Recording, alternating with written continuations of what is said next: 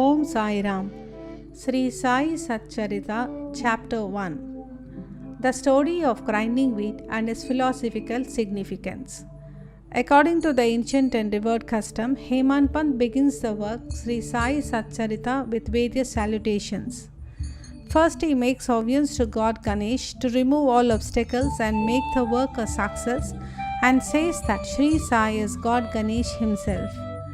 Then to the goddess Saraswati to inspire him to write the work, and says that Sri Sai is one with the goddess and that he is singing his own life.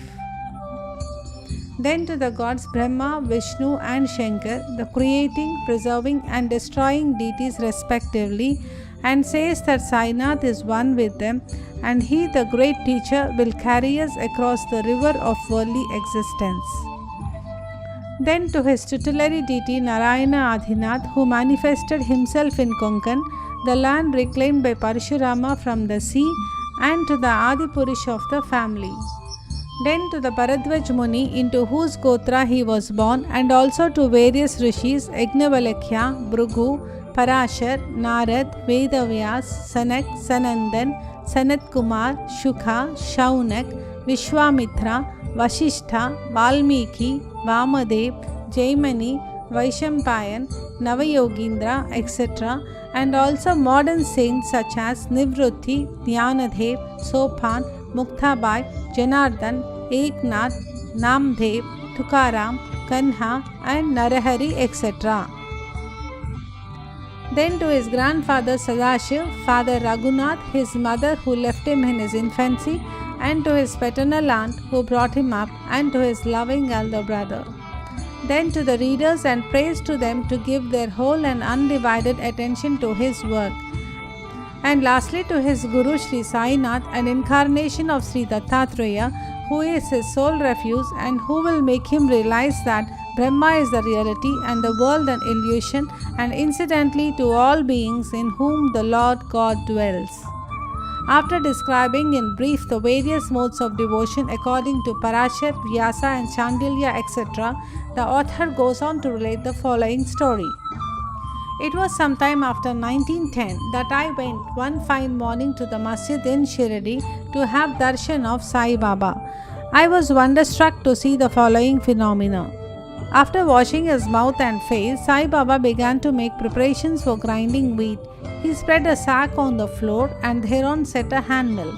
He took some quantity of wheat in a winnowing fan, and then drawing up the sleeves of his kafni and taking hold of the peg of the hand mill, started grinding the wheat by putting a few handfuls of wheat in the upper opening of the mill and rotated it.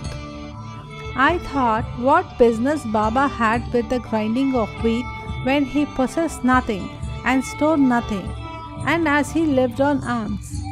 Some people who had come there thought likewise, but none had the courage to ask Baba what he was doing. Immediately, this news of Baba grinding wheat spread into the village, and at once men and women ran to the masjid and flocked there to see Baba's act.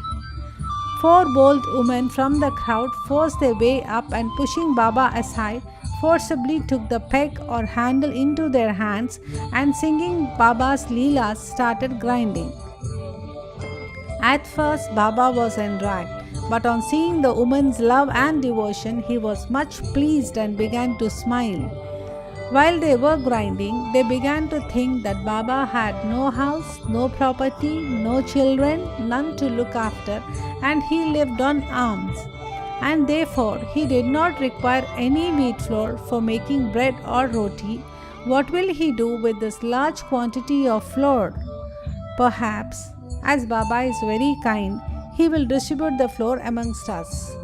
Thinking in this way, and while singing, they finished the grinding, and after putting the hand mill aside, they divided the flour into 4 portions and began to remove them by taking 1 portion per head.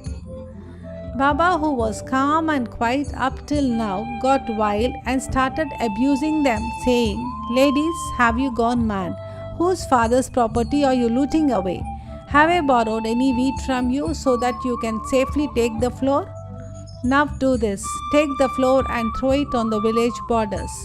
On hearing this, the women felt abashed and, whispering amongst themselves, went to the outskirts of the village and spread the floor as directed by Baba.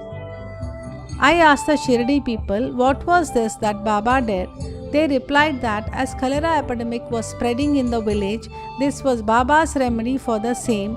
It was not wheat that was ground, but cholera itself was ground to pieces and pushed out of the village. From this time onward, the cholera epidemic subsided and people of the village were happy. I was much pleased to know all this, but at the same time my curiosity was also aroused. I began to ask myself what earthly connection was there between wheat flour and cholera, what was the causal relation between the two, and how to reconcile them.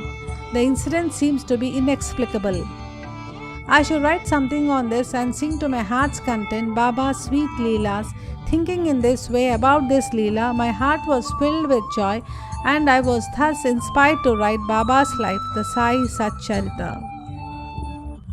And as we know, with Baba's grace and blessings, this work was successfully accomplished. Philosophical significance of grinding.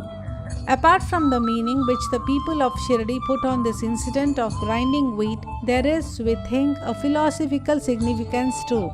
Baba lived in Shirdi for about 60 years, and during this long period, he did the business of grinding almost every day, not however wheat alone, but the sins, the mental and physical afflictions and the miseries of his innumerable devotees.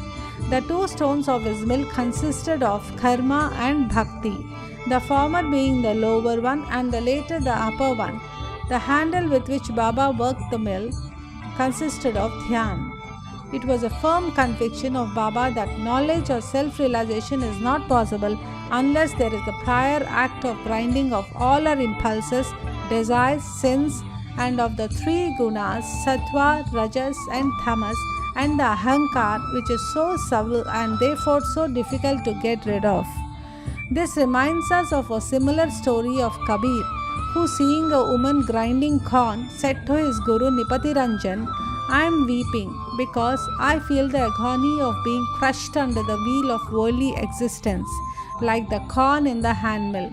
Nipatiranjan replied, "Do not be afraid.